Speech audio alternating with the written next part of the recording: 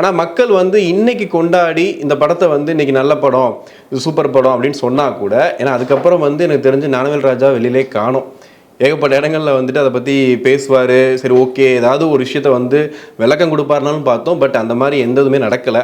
சரி, இது ஒரு பக்கம் இருந்தாலும் சூர்யாவோட அந்த கெரியரை பற்றி அடிக்கடி நம்ம பேசியிருக்கோம். அடுத்து என்ன பண்ண போகிறாரு அப்படின்னு. சூர்யா 45 பற்றி பேசும்போது ரகுமான் சார் வெளியே போயிட்டாரு, அடுத்து என்ன பண்ண போகிறாங்கன்னும் போது, இதெல்லாம் விட ஒரு பெரிய ஒரு படம் இருக்குப்பா பாலிவுட்டில் வரப்போகுது அப்படின்னா, கர்ணன் அந்த படத்துக்காக தான் வந்து புறநானூரே விட்டுட்டாரு அப்படிங்கிற மாதிரி நம்ம பேசிகிட்டு இருக்கும்போது, அதுக்கு அடுத்து ஒரு படம் பண்ண போகிறதா சொல்கிறோன்னே எனக்கு ரொம்ப ஆச்சரியமாக இருந்துச்சு. வெங்கி அட்லூரி தானே ஒரு டேரக்டர், லக்கி பாஸ்கர்.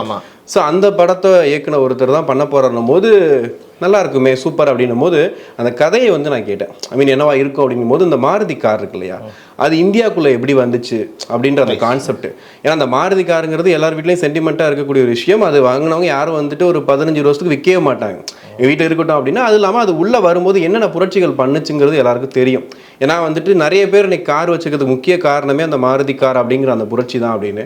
ஸோ அதை வந்து சூர்யா ஏற்று நடிக்கிறாருன்னும் போது எனக்கு பிடிச்சிருந்துச்சு. ஓகே, ஏதோ ஒரு விஷயம் நல்லா நடக்க போகுது அப்படின்னு. ஏன்னா சூரரை போட்டு பார்க்கும்போது எனக்கு கிட்டத்தட்ட அந்த ஃப்ளைமேன்ற அந்த கான்செப்டை, அந்த கேரக்டரை சூர்யா தவிர யாரும் பண்ண முடியாத அளவுக்கு அவ்வளோ சூப்பராக பண்ணியிருந்தார். ஏன்னா அந்த கேரக்டர்லாம் ரொம்ப ஈஸியாக கேரி பண்ணக்கூடிய ஒருத்தர்.